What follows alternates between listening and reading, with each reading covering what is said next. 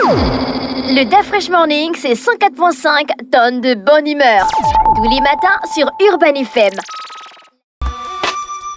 Sur les 104.5 Urban FM, on est avec Jean-Paul, bonjour. Bonjour Da Fresh. Comment tu vas ce matin? Ça va très bien. Jean-Paul, on parle du sommet sur la sécurité et de l'intelligence artificielle. Exactement, c'est un sommet qui s'est achevé hier. Il a duré 2 jours. C'était à Safety Park, une petite bourgade située à 80 km au nord de Londres. C'est le premier sommet international du genre, puisque évidemment des questions liées à la sécurité de l'intelligence artificielle et à son utilisation préoccupent énormément les gouvernements aujourd'hui, puisque de plus en plus de services, de plus en plus d'objets, sans peut-être qu'on le sache, font de plus en plus de services, oui, comme je le disais, font de plus en plus recours par le biais des entreprises à de l'intelligence artificielle. Et évidemment, il y a un certain nombre de questionnements qui se posent concernant l'utilisation de l'intelligence artificielle, parce que son utilisation comporte des risques. On va revenir sur certains de ces risques tout à l'heure. Et il est donc important que au niveau international, déjà que tous les pays qui travaillent sur cette question de l'intelligence artificielle, déjà essayent de coordonner leurs recherches pour avoir un peu un même niveau d'information ou de connaissance de l'intelligence artificielle, et que surtout ensemble, ils puissent coordonner des politiques communes afin de pouvoir avoir une meilleure maîtrise, je dirais, globale de l'intelligence artificielle à travers le monde. Et donc, c'est la raison pour laquelle... Est-ce que la situation est tant urgente que ça, à un niveau là où il y a un sommet de l'Union européenne carrément sur l'intelligence artificielle? Oui, je te prends un exemple. Il y a eu pendant près de 6 mois la grève des scénaristes et des acteurs aux États-Unis, parce que l'un des points justement du cahier de charge de ces acteurs et scénaristes à Hollywood était la question de l'intelligence artificielle. Eux, ils craignaient que l'intelligence artificielle, par exemple, remplace les scénaristes, que ce soit des ordinateurs qui élaborent désormais des scénarios, et voire même à terme, avec les technologies aujourd'hui de manipulation de l'image, on a aujourd'hui des intelligences qui sont capables de simuler des jeux d'acteurs. Et donc, par rapport à cela, il y avait donc un risque pour ces métiers-là. Ça, c'est l'un des risques inhérents à l'utilisation de l'intelligence artificielle. Donc, toute la question est de savoir, non pas de mettre à côté l'intelligence artificielle ou de s'en passer, non. Ça peut être un outil formidable. Mais il s'agit d'abord donc de s'assurer que l'on a suffisamment de garanties. D'abord, on a suffisamment de maîtrise et de connaissance de l'utilisation artificielle, de l'intelligence artificielle, et que les gouvernements... aidés en cela par les entreprises et les experts en la matière, s'entourent de suffisamment de garanties pour assurer une sécurité optimum qui protège à la fois les utilisateurs, donc les entreprises, et aussi les concepteurs et les gouvernements de potentiels dérapages qui pourraient causer de graves dommages, aussi bien sur le plan politique, économique et social dans les pays. À l'heure où nous sommes, quels sont les dangers de l'intelligence artificielle? Alors, les dangers de l'intelligence artificielle sont de plusieurs types. Il y a d'abord des questions de responsabilité et de responsabilisation. Il faut savoir que, par exemple, lorsqu'on a des dommages causés par un objet ou un service qui utilise de l'intelligence artificielle, il est très difficile donc de déterminer en fait quels sont les responsables. On a par exemple le cas des accidents causés par des véhicules autonomes. Donc la question, lorsqu'un véhicule autonome commet un accident, qui est le responsable? Est-ce que c'est le conducteur du véhicule? Est-ce que c'est le concepteur ou bien le programmeur? Il y a aussi des questions liées à la confidentialité, notamment par l'utilisation des données à caractère personnel. Ces données-là soulèvent des questions notamment de confidentialité, parce que les systèmes d'intelligence artificielle peuvent collecter et analyser de très grandes quantités de données à caractère personnel, ce qui soulève donc tout légitimement des questions sur la protection de la vie privée et la sécurité des informations sensibles. Il y a aussi la question des biais et discriminations. Il faut savoir que les systèmes d'intelligence artificielle peuvent être influencés par ce qu'on appelle des biais, c'est-à-dire des sous-programmes qui orientent, si tu veux, le raisonnement informatique de l'intelligence artificielle. Et donc, il est important de pouvoir surveiller et corriger ces biais-là, parce qu'ils peuvent entraîner des résultats discriminatoires ou injustes. Et puis, il y a aussi la question de l'emploi, j'en ai parlé tout à l'heure, à savoir que l'autonomisation et l'utilisation de l'intelligence artificielle peut entraîner des pertes d'emploi dans certains secteurs, en l'occurrence pour celui des scénaristes à Hollywood. Et donc, il est important aussi de voir dans quelle mesure est-ce que l'utilisation de l'intelligence artificielle peut avoir un impact sur l'emploi et nécessiter donc des adaptations concernant les compétences même de l'intelligence artificielle par rapport aux emplois que les emplois destinés aux êtres humains. Et il y a enfin une question aussi tout à fait cruciale qui est celle de la dépendance technologique. Il faut savoir que l'utilisation excessive de l'intelligence artificielle peut entraîner une dépendance excessive à ces technologies et rendre donc les systèmes vulnérables en cas de défaillance ou de panne. Il est donc important de diversifier les approches pour les utilisateurs et de prévoir des solutions de secours pour atténuer à la fois les risques liés à la dépendance et aussi des risques liés au fait que, évidemment, il y ait une perte de contrôle de la part de ces systèmes-là. Et donc, pour toutes ces raisons-là, il est tout à fait donc important, tous les gouvernements en fait qui utilisent déjà cette intelligence artificielle-là et les opinions publiques aussi sont inquiètes parce que c'est une nouvelle technologie, on ne sait pas vers où elle peut nous entraîner. Et donc, mais l'utilisation de l'intelligence artificielle a quand même des avantages. Elle a énormément d'avantages parce qu'il faut d'abord, pour bien comprendre, il faut d'abord revenir à ce que c'est que l'intelligence artificielle. L'intelligence artificielle, c'est d'abord un ensemble de technologies ou de techniques qui visent à élaborer des programmes informatiques qui ont pour objet de simuler l'intelligence humaine. La simulation de l'intelligence humaine concerne par exemple l'apprentissage, le fait qu'on puisse être en capacité d'élaborer des raisonnements et également de développer des espèces de capacités à pouvoir faire des actions prédictives en quelque sorte. Donc, soit des anticipations et autres. Donc, tout ça, évidemment, dans des domaines bien déterminés pour accomplir des tâches bien déterminées. Parce que l'intelligence artificielle a ça de différent de l'intelligence humaine, c'est qu'elle n'est pas multitâche. Une intelligence artificielle, elle est forcément élaborée pour accomplir une seule tâche. Je prends un exemple. Vous avez aujourd'hui... ChatGPT, il peut faire mille et une choses. Hein? Non. Regarde comment René Ruth bouge la tête. Non, ChatGPT peut faire... C'est l'impression que vous avez. Dans une tâche, une tâche peut requérir un certain nombre de disciplines qui sont multiples. Mais dans le fond, la tâche, elle est unique. Si vous prenez par exemple ChatGPT en l'occurrence, toutes les tâches que vous allez lui demander, vous n'allez pas demander par exemple à ChatGPT de vous faire par exemple une analyse prédictive sur l'évolution du cours de l'or dans les 2 ou 3 jours qui viendront. Il peut faire ça? Non, il ne pourra pas. Parce qu'il a des chiffres. Non, il va te répondre que la question que vous posez là demande une analyse de données qu'il n'a pas encore. Parce que ça va demander un accès à un certain nombre de données qui sont immédiates et qui doivent être immédiatement accessibles. Or, ChatGPT, en réalité, il base son analyse ou il utilise des données qui ont été déjà mises à sa disposition depuis un certain temps, donc de vieilles informations.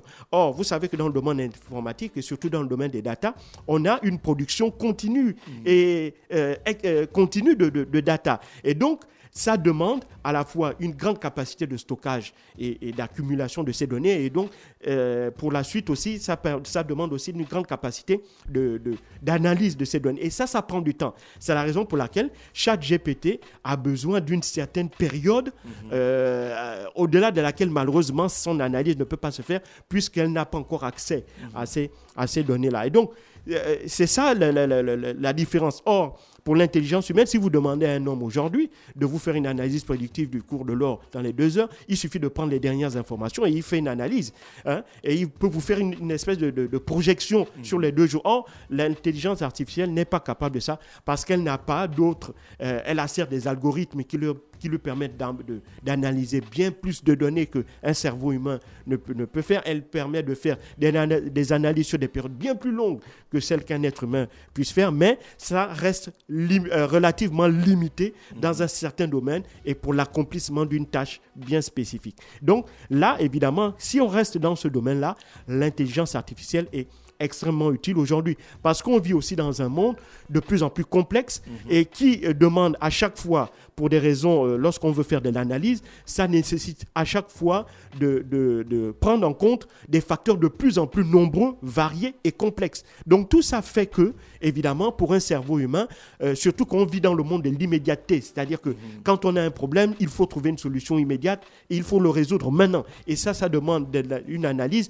de très très grande quantité de données et seule l'intelligence artificielle a la capacité de le faire. C'est la raison pour laquelle on a besoin de l'intelligence artificielle. Mais parfois, il peut aussi arriver que l'on on tombe dans une forme de facilité ou de facilitation dans les tâches que nous faisons. Et ça, il y a un risque de tout transférer à l'intelligence artificielle et lui donner la responsabilité d'accomplir ces tâches-là à notre place, avec tous les risques de dérapage que cela pourrait entraîner s'il n'y a pas à la fois un contrôle permanent et un suivi des différentes tâches de l'intelligence artificielle et de son développement surtout.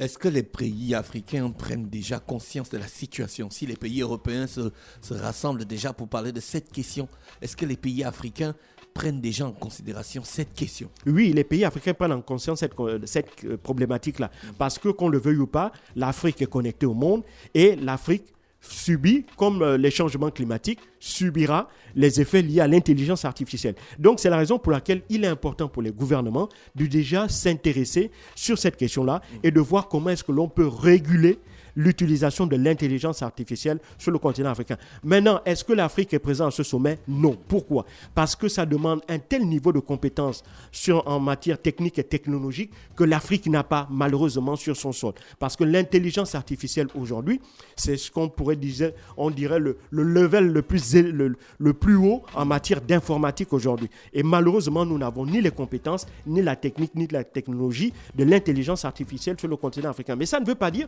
que nous sommes totalement déconnectés des problématiques liées à l'intelligence artificielle, puisque étant connectés au monde, nous utilisons des services qui font appel à de l'intelligence artificielle. Même dans nos tâches, parfois même sans le savoir, nous utilisons de l'intelligence artificielle. Donc, il est important pour nous, Africains, de nous intéresser à ces problématiques-là, notamment liées à des questions de sécurité dans l'utilisation de l'intelligence artificielle et participer à cette réflexion globale qui a été initiée ici à Londres et qui va se poursuivre dans 6 mois en Corée du Sud, mais ça, ce sera par visioconférence. La prochaine réunion sur la question de la sécurité de l'intelligence artificielle aura lieu dans 1 an à Paris, en France. Mais ce que l'on peut malheureusement... Attends, j'ai besoin de ton opinion. Je veux qu'on écoute ce petit extrait que j'ai pris sur la scène Public Sénat. C'est la chaîne du Sénat français. Écoute ça.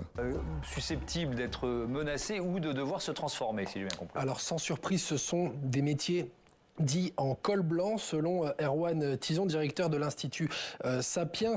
Plus le coût est faible, moins l'intérêt de remplacer le travailleur par une machine est élevé. Donc, dans une étude initiée conjointement par les universités d'Oxford et de Yale en 2017, on apprend par exemple que dès 2049, des programmes informatiques seront en capacité de rédiger des livres complets. En 2053, certaines tâches de chirurgien pourraient aussi être réalisées. Alors, parmi les métiers menacés, on trouve par exemple employé de banque qui pourrait disparaître d'ici 2038, comptable entre 2041 et 2056, juriste et avocat et bien d'autres à des horizons similaires.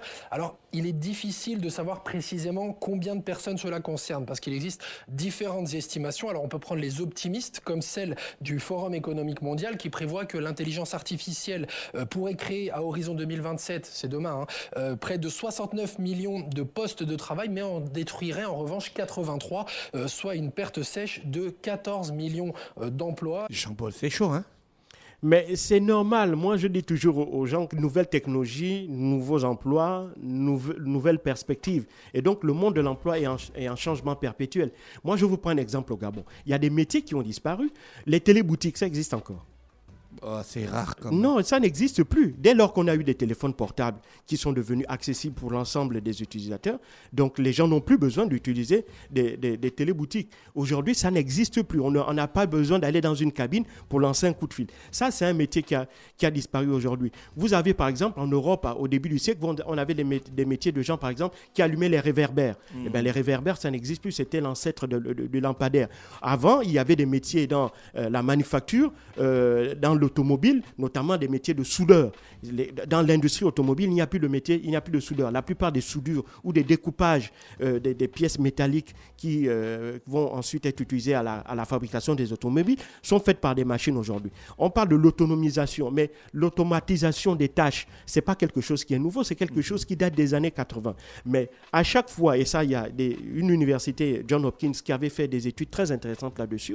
C'est une université américaine qui montrait qu'à chaque fois qu'il y a une nouvelle technologie qui se met en place, il y a certes des destructions d'emplois, mais il y a aussi des créations de nouveaux emplois. Par exemple, le cas de l'automatisation, le fait que l'on fabrique des robots va certes détruire des emplois parce que le robot va remplacer les humains qui accomplissent les tâches de soudeur en l'occurrence, mais ça va créer de nouveaux emplois parce qu'on aura besoin de techniciens qui vont assurer la maintenance de ces équipements-là parce qu'ils sont susceptibles de tomber en panne. On aura besoin d'informaticiens pour élaborer des programmes de plus en plus complexes pour améliorer la capacité ou la qualité du travail effectué par ces machines-là. Donc, ce qui fait qu'une fois qu'on a des emplois qui sont détruits dans un domaine, il y en a d'autres qui sont créés ailleurs. Et puis, le fait qu'on crée parfois une nouvelle technologie ne veut pas dire que l'ancienne est détruite. Je prends par exemple le cas de la télévision. Lorsque la télévision est arrivée dans les années 60, on avait prédit la fin de la radio. Mais ça n'a absolument pas entraîné la fin de la radio. Aujourd'hui, la radio et la télé cohabitent ensemble. On a eu l'Internet au début des années 2000, puis on a cru que c'était la fin de la télé ou la radio traditionnelle. Mais aujourd'hui, on voit que ce sont des modes de communication qui s'adaptent avec l'Internet. Donc, ça ne veut pas forcément dire que parce qu'on a une nouvelle technologie, que c'est la fin d'un monde. Certes, c'est la fin du monde. Non, c'est la fin d'un monde. Il y a des emplois qui vont être détruits, mais au contraire, ça va créer une forme d'émulation qui va pousser les hommes à réfléchir pour créer d'autres emplois et afin de s'adapter au nouveau monde créé par les nouvelles technologies qui sont mises en place aujourd'hui. Donc c'est le moment pour nos États de s'adapter dans la formation des futurs travailleurs du pays. Parce qu'on n'a pas le choix. C'est ça l'effet de la mondialisation. La mondialisation c'est un moteur que l'on ne peut pas arrêter parce qu'il entraîne tout le monde. Que ce soit les pays industrialisés, les pays avancés technologiquement, les moins avancés ou ceux qui sont à la traîne. La seule solution pour nous, Africains, c'est de nous mettre résolument au travail pour déjà essayer d'atteindre peut-être pas le même niveau technologique que les Américains ou les Asiatiques ou les Chinois. Ça ne veut pas dire que c'est impossible, ça le peut. Mais pour ça, il faudrait déjà que l'on prenne conscience de ces enjeux-là maintenant et qu'on commence à mettre en place des politiques qui puissent permettre à moyen, voire à long terme, de rattraper le retard technologique et technique que l'on a vis-à-vis de ces entreprises-là. Mais pour cela, il faudra à la fois stimuler l'entrepreneuriat local parce que c'est l'entrepreneuriat qui dynamise la création d'emplois. Il faut financer la recherche fondamentale en matière technique et technologique. Il faut aussi mettre en place des mécanismes de financement qui vont permettre à la fois à la recherche et aux entreprises de pouvoir bénéficier de ressources financières importantes. Et puis derrière aussi, il faut pas aussi oublier l'éducation et la formation professionnelle. Il faut former des gens dans ces filières-là, informatique, scientifiques, mathématiques, physiques et autres, pour permettre à terme, dans 5 ans, 10 ans, dans 15 ans, d'avoir des ingénieurs, des chercheurs, des entrepreneurs qui sont des spécialistes de ces questions-là. René Ruth, l'intelligence artificielle a refait une chanson des Beatles. Oui, en fait, j'ai vraiment pas très... Tu as pris la vidéo? Oui. Vas-y, mets la vidéo, parce que j'ai pas trop compris, en fait. Mets la vidéo, on va écouter. René Ruth est dépassé par l'intelligence. Je te jure, je suis vraiment dépassée. L'intelligence artificielle, écoute ça. La dernière chanson des Beatles est sortie jeudi grâce à un coup de pouce de l'intelligence artificielle. Une nouvelle chanson des Beatles sort grâce à l'intelligence artificielle. Now and Then, la dernière chanson des Beatles est sortie jeudi grâce à un coup de pouce de l'intelligence artificielle. 54 ans après la séparation du groupe mythique de Liverpool. C'est probablement la dernière chanson des Beatles et on joue tous dessus, a déclaré Paul McCartney à 81 ans. Le titre est né d'une maquette enregistrée dans les années 70 par John Lennon dans son appartement new-yorkais. 14 ans après son assassinat en 1980, sa veuve Yoko Ono avait remis la bande avec voix et piano aux autres membres du groupe. À l'époque, impossible d'extraire la voix de John Lennon avec une qualité suffisante. Le morceau était donc resté dans les cartons. Mais tout a basculé avec la série documentaire Get Back, réalisée en 2021 par Peter Jackson. Le réalisateur de la trilogie du Seigneur des Anneaux a réussi à extraire la voix de Lennon d'une cassette, la séparant du piano grâce au machine learning et à l'intelligence artificielle. Le travail sur Now and Then pouvait commencer. À la maquette originale ont été ajoutés des enregistrements de guitare datant de 1995 par George Harrison, décédé en 2001. La chanson a été terminée l'année dernière dans des studios de Los Angeles, mêlant les batteries de Ringo Starr, le piano et la basse de Paul McCartney et les voix des deux Beatles vivants. Après Now and Then, les 2 compilations rouges et bleues vont être rééditées dans une version augmentée le 10 novembre. Jean-Paul, toi qui connais bien les Beatles, Oui. tu connais la chanson? Now and Then, non, puisqu'elle n'était jamais sortie. C'est comme on l'explique dans cet extrait qu'on Donc, vient sans d'écouter. l'intelligence artificielle, C'était on une devait pas chanson avoir la écrite musique. par John Lennon qu'il avait fait une maquette, donc c'est une espèce de démo. Ensuite, cette démo-là, Yoko Ono, qui est la veuve de John Lennon, elle a pris cette démo, elle l'a remis à Paul McCartney pour essayer de terminer en quelque sorte la chanson. Et malheureusement, à l'époque, il n'y avait pas la technologie, puisque apparemment la qualité de l'enregistrement n'était pas suffisamment bonne pour pouvoir exploiter en l'état cette maquette-là. Et donc aujourd'hui, avec l'évolution technologique, on est parvenu à ce résultat. Mais il faut bien comprendre que pour le cas, en l'occurrence, de cette chanson Now and Then, ça a été possible. Pourquoi? Parce qu'on avait l'enregistrement d'origine. D'accord. Ça veut donc dire que si on prend l'enregistrement de l'enregistrement, l'intelligence artificielle n'est pas en capacité de reproduire le travail qu'il a fait là. On a pris l'enregistrement d'origine et ensuite de cet enregistrement d'origine, bien entendu, on a séparé la voix du piano et puis on a donné à l'intelligence artificielle toute une série de chansons des Beatles. À partir de là, il a pu définir un algorithme de voix et de timbre de voix des chanteurs, en l'occurrence John Lennon et Paul McCartney, et surtout un algorithme de jeu de musiciens, notamment Ringo Starr qui est le batteur et l'autre, le guitariste. Voilà, le guitariste. Donc à partir de là, l'intelligence artificielle a pu non seulement déjà reconstituer la voix de John Lennon sur la base de celle qui était dans la maquette, dans la démo originale. Et à partir de là, donc, en réalité, c'est comme s'il y avait des manquants, en fait, dans le programme de la voix originelle, parce que l'enregistrement n'était pas de très, très bonne qualité. Et donc, grâce à l'algorithme de la voix de John Lennon que l'intelligence artificielle a développé en se basant sur les autres chansons de ce dernier, il a pu donc compléter cette bande originelle-là de la voix de John Lennon et ensuite y intégrer le jeu des autres membres du groupe des Beatles. Et ensuite, ça a donné le résultat auquel on assiste. Merci Jean-Paul pour cet exposé sur l'intelligence artificielle ce matin sur les 104.5 Urban FM, la station urbaine, dans l'Uda Fresh Morning. Loin des intelligences artificielles, voici le retour de Rick Ross aux côtés de Mick Mill. Le Da Fresh Morning, c'est 104.5 tonnes de bonne humeur. Tous les matins sur Urban FM.